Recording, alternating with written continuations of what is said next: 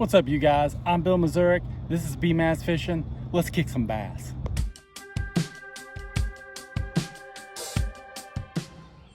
That's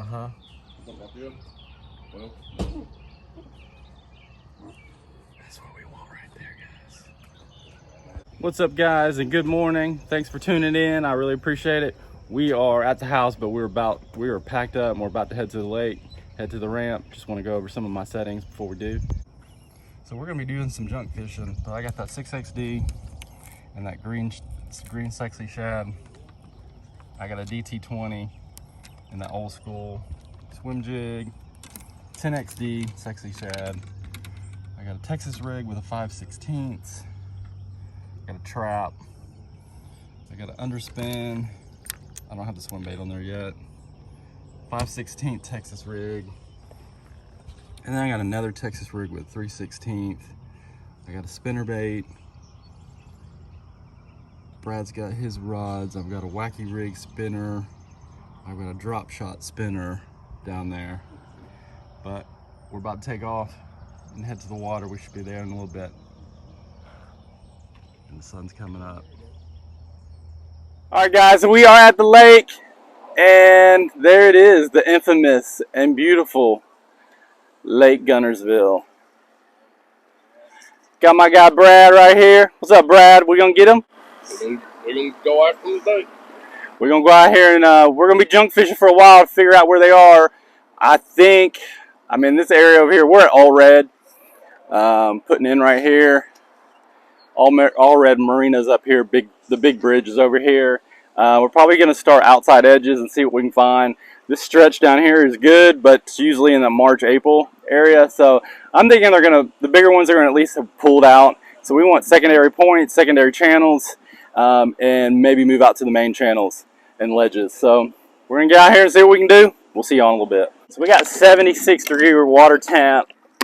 This is a spawning flat for all these fish that live in this area here.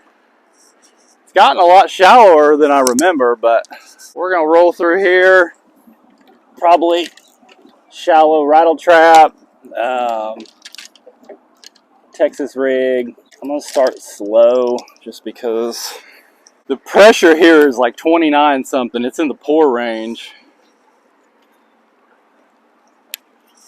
Water's really kind of dirty compared to what I've heard the lake has been. There's a gar right there.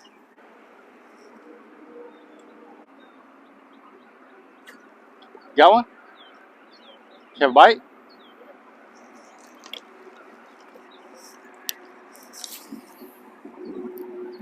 Seems like I'm having deja vu. There was a tree that you could throw out over here. That point starts, because it was, 2 feet up here, and now we're in 5.5, so there's a little point over there. They'll sit right on that deepest drop off that point, and this wind is blowing right into them.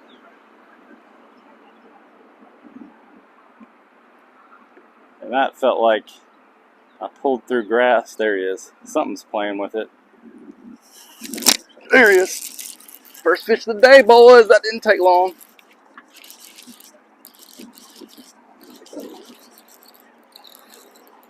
Go.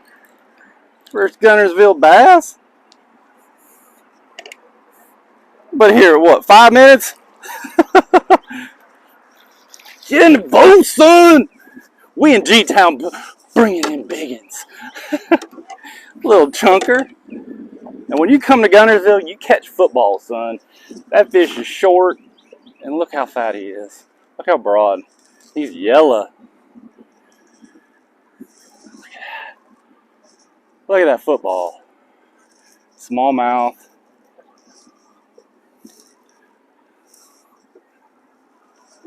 Stink, big boy.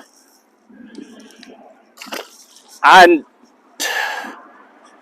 really need. I might have to go back. I got some chartreuse dye in my other bag. With the color of this water, I like to dye those tails. No, it's in the truck. Oh. Look at that. Little brim floating on the water, guys. It's what they're feeding on. We might have some bluegill beds up here. Look at that. Look at that floating in the water. Either he spit it up. He might have just spit it up. Look at that. It's what they're eating on. We in the right area. See if we can get some bigger ones though. Green pumpkin lizard. That is your Alabama staple. Dragging it real slow, and I could tell I pulled through the grass. I had resistance, and then it kind of went free, and then it kind of settled down. Because usually in Florida, when you pull through grass and it falls to like the bottom just below the grass line, you'll get hit. And it was like, okay, no tension.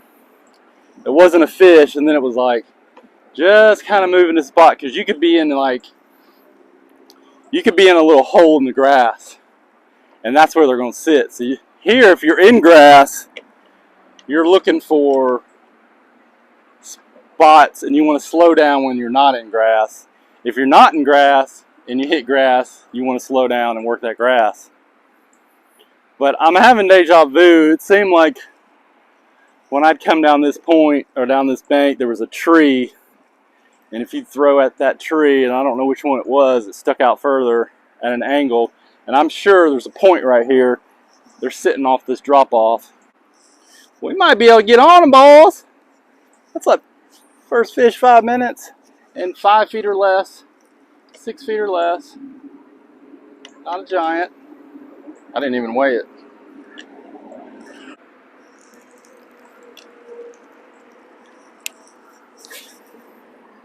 Well, what I was telling Brad is I'd come down this bank with a weightless Senko on a bait caster, 12-inch leaders and a swivel, and I'd just work this line, and I'd catch them all through the March, April, May.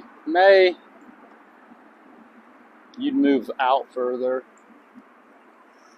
but if the brim are up here spawning, the bass are going to be around. And it seemed like earlier in the season I'd be up there, and as the weeks went by, I was gradually moving out and throwing there. So they just move off the bank. There's a ton of eelgrass though. Got a 5/16 ounce sinker, 17-pound fluorocarbon. My 7/6 heavy favorite Pro Series rod. 8-to-3 gear ratio reel. Bobber stopper up just so they can pick up the worm without picking the weight up directly, just because, like I said, the pressure's down. It's hazy. I wouldn't say it's cloudy, but we don't have sun. Seems like that taper is right around that dead looking tree, that tree limb that's coming down.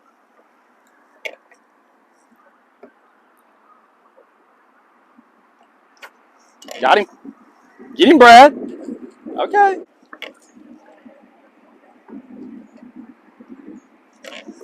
Little chunker. All right, there. Brad just got one. Right on this little drop here.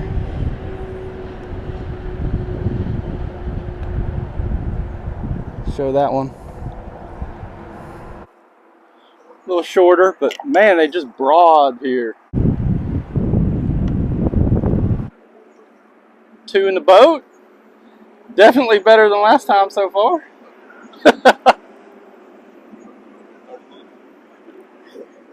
I think by half the day, Brad was going, this is all big old lake, and this is all we can catch. I could catch more on my dock. Were you in the grass, or did you notice it if it came free? It was a little freer where you got him? I didn't feel enough. Yeah.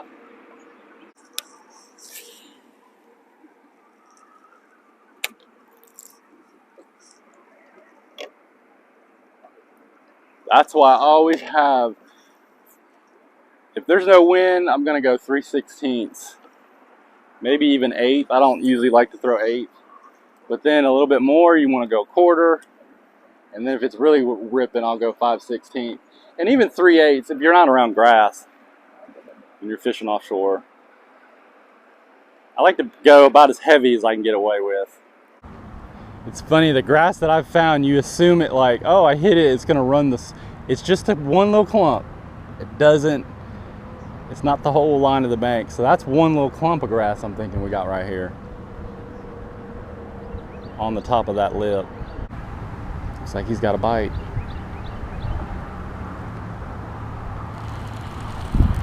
Let it go.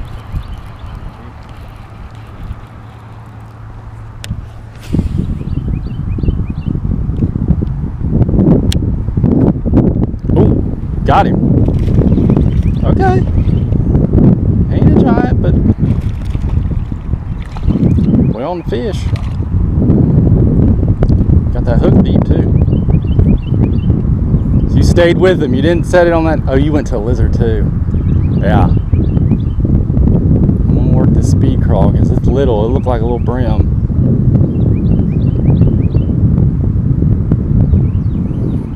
Go. We go.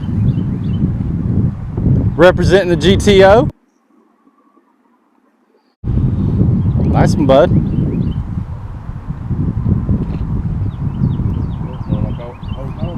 Please tip your captain at the end of the day.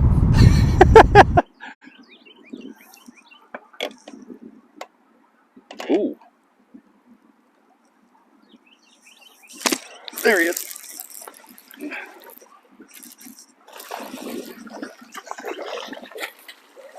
Yep, right in front of that tree where I said, golly, he's got it deep.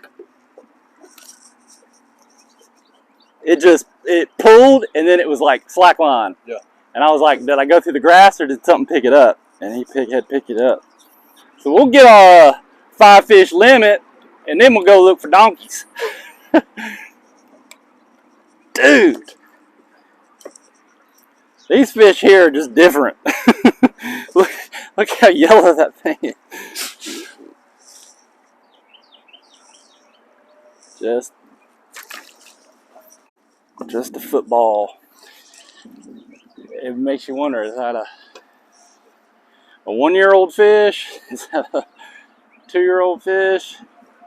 So I moved here in 2006. Yeah, 2006. And then moved in 2010. So I was here about 3 years. 3.5 years. First year I didn't fish it much. I was so sucked down with work. Probably the next 2 years, fished it a lot. Pretty much all I did. This lake turned me from a boy to a man in terms of fishing. I got my 9-pounder. 2 weeks later, I got a 7/13. How's that fluorocarbon feel? Feels good, don't it? Zero stretch. You can feel, and if you have tungsten weight on it too, like when you get a bite, it feels like it's sending a shockwave through your rod. It's so sensitive. They say it's more abrasion resistant, less resistant. I think it's more. I feel like it breaks. When you get a ding in it, you gotta change. You gotta cut it. Mono will stretch through that. It's the bad thing about all this wind. This wind doesn't seem that much, but on this big lake, I mean, I'm struggling to keep up, and I got it on high. Huh. So I've caught 3 fish on 3 different baits. Come on, bulls. They're like, dude, just because you throw a bait down here don't mean we're gonna eat it. Some bitch.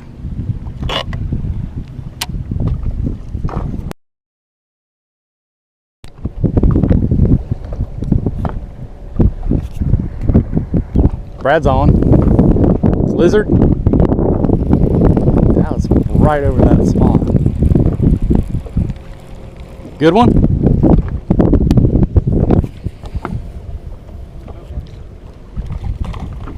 Because he was deep. Deep bass. Them swimmers. All right.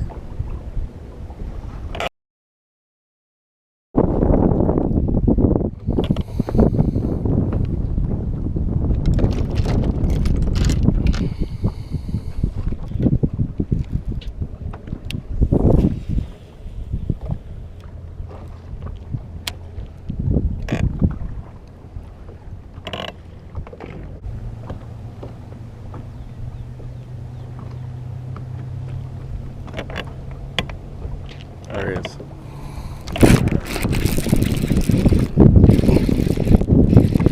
Yeah.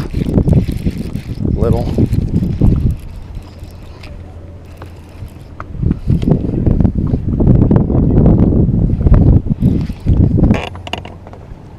He's swimming around in circles.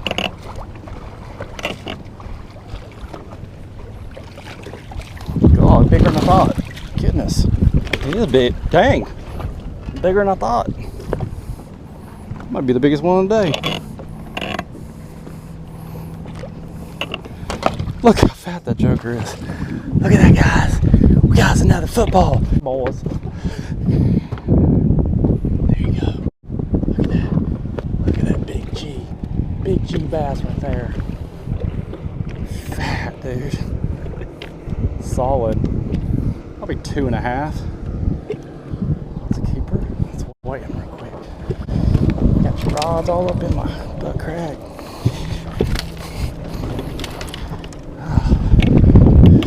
So modification, Cinco 3/16 ounce, lighter.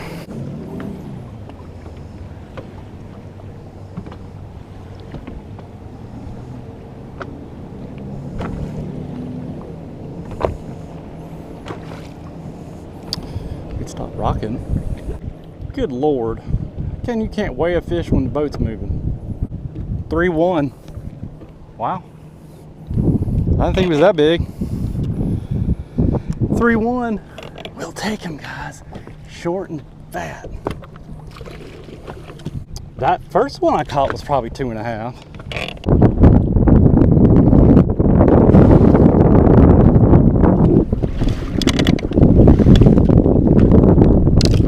Okay.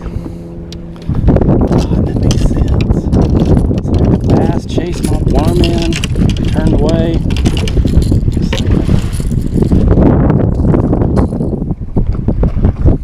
Just turn the camera off. Gosh. I was thinking all this grass on it. Tastes like black. Yeah. Going on route trap bowls.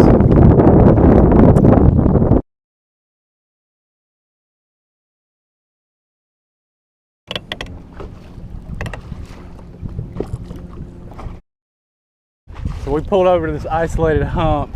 It's got grass on it, surrounded by deeper water. Several different ledges over here. See if we can get us one or two. There's a lot of bait. Oh, really? Got it, boat. Uh-oh. You got horse sense, man. We saw that one almost jump in the boat when we got here. I know, I need to throw that rattled.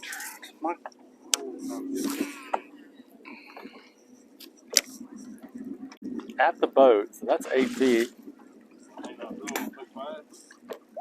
No.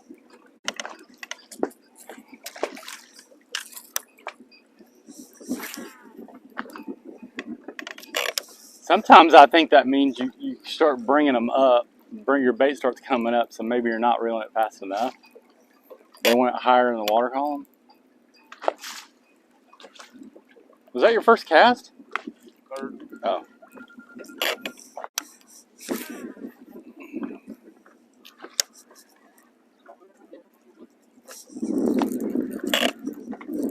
There he is.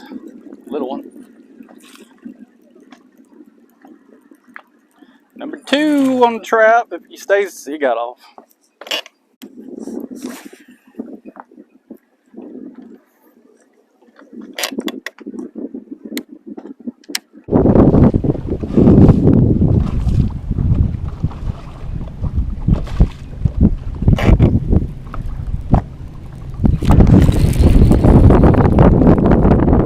Little.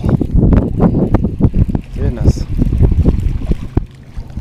Little boy, what you doing eating that big old worm, man? You ain't got no business doing that.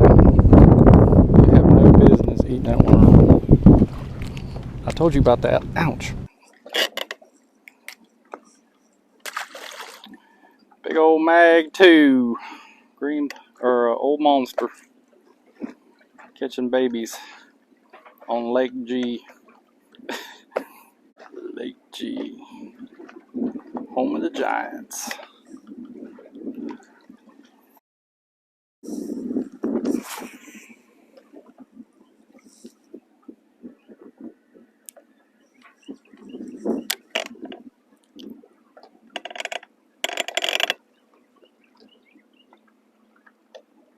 It doesn't seem overly windy, but God, you take off the trailing motor for a second, it is moving. This water is moving.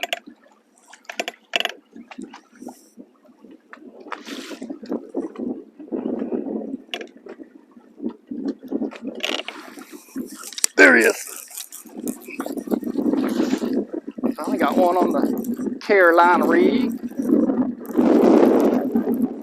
Come on in here, boy, and see your daddy. Welcome to B-Maz Fishing, son. Welcome to B-Maz Fishing. Golly, look how fat that fish is. Oh my God. His mouth is like. Is that an egg coming out? Oh, is he peeing? I didn't see him peeing. Something looked like it was coming out. I thought too. Look at that, guys. He's short, but he is fat. Look how wide his body is compared to his head. Some Guntersville chunkers. All right. Now we're doing, once again, another bait. Now I got a big worm, but cherry bug. Red bug. So we were in 27 feet. And probably right when I started coming down into that. We're in 36 feet right here, guys. It's crazy. I've literally caught them on every bait I've thrown. At least one, you know. Big worm, green pumpkin, and red bug. Crawl, Cinco, lizard. But nothing that like is standing out.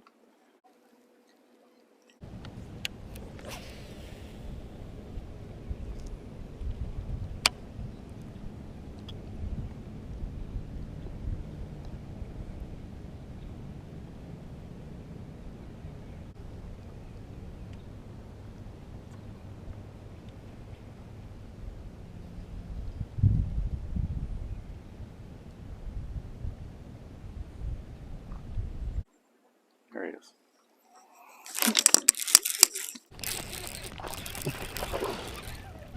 Okay. When you set the hook. That's a good one. That's a good one. That's probably 3 pounds. We in the money now, boys. We in the money now. See that, guys? God, these bastards are ugly. They're always ugly. They're yellow. Jeez. Split tail. Gosh, they're yellow. These little chubby mouths.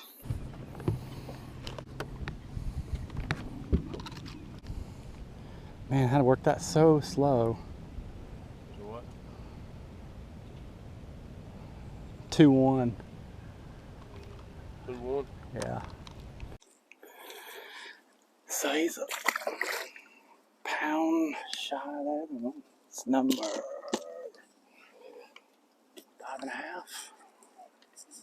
An hour and 15 minutes. I don't necessarily want to get back in the wind. I've been doing best. In about 12 foot of water and throwing back. Yeah. Throwing into about 6. I was thinking I definitely kind of, let's see, that wind's coming. I don't know that first spot if that'll be blown out or not.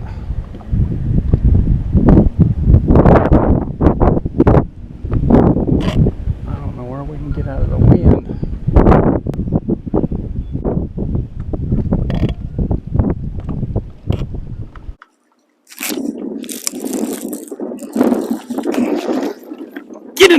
boys. About jumped in the boat, didn't it? Well, I flipped him in. Real quick like. Man, he's close. Out here. 12 feet. Well, got one on the Mardi Gras too. There we go. That's number 7.5.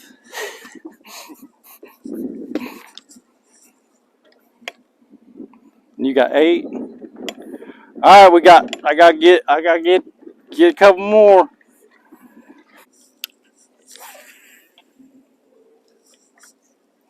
Yeah, that was working it pretty much all the way to the boat.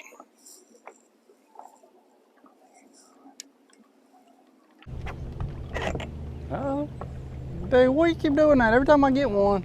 Oh, is that a good one? Oh, you got that little rod. Is that 7 foot? Yeah. Huh. Okay.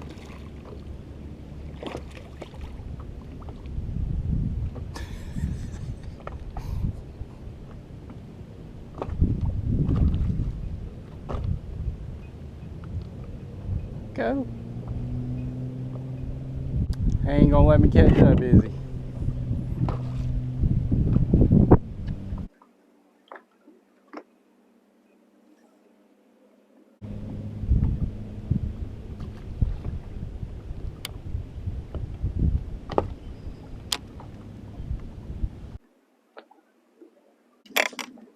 Oh. Okay. Get him. Good job, Brad. Right up outside drop, huh?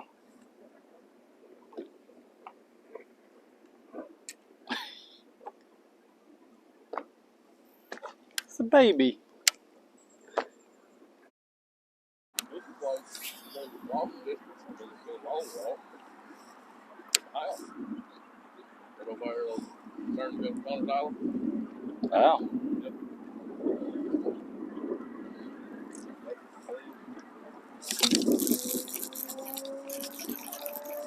There we go. There we go, boys. Yeah, we got us a good one now. Got us one of them big. Got us one of them Guntersville chunkers. Get in the boat, son. Let's go. Let's go. That's why you come to Lake Guntersville, son. Get you one of these donkeys. Get you one of those donkeys right there.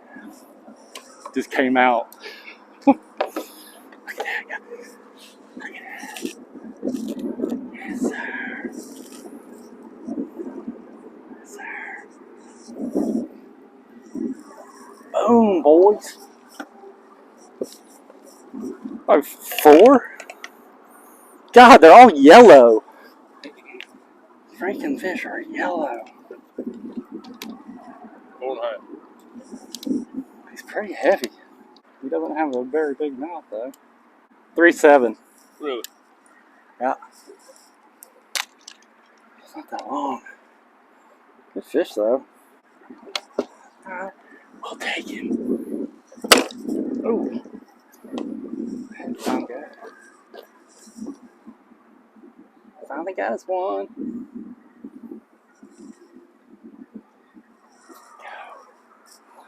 Let him go. There you go, boy. No, he ain't gonna do him. Got him?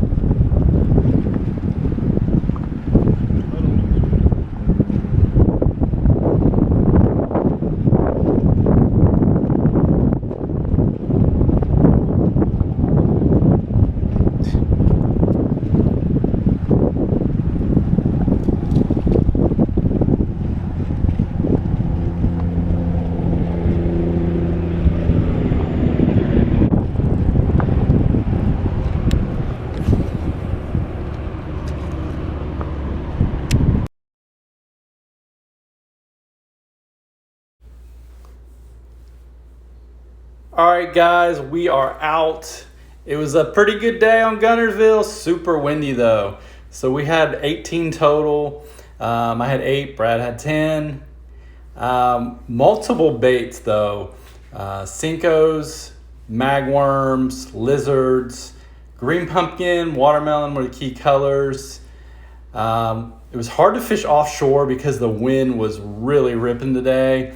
But overall, good day. We probably had a little over 13 pounds. That big one was 3.7. I had 3.1. The first one was probably in the threes. I didn't weigh it, but so tomorrow we will be back for the 3-part series on Guntersville. Day 2 tomorrow. Stay tuned. We're going to get them.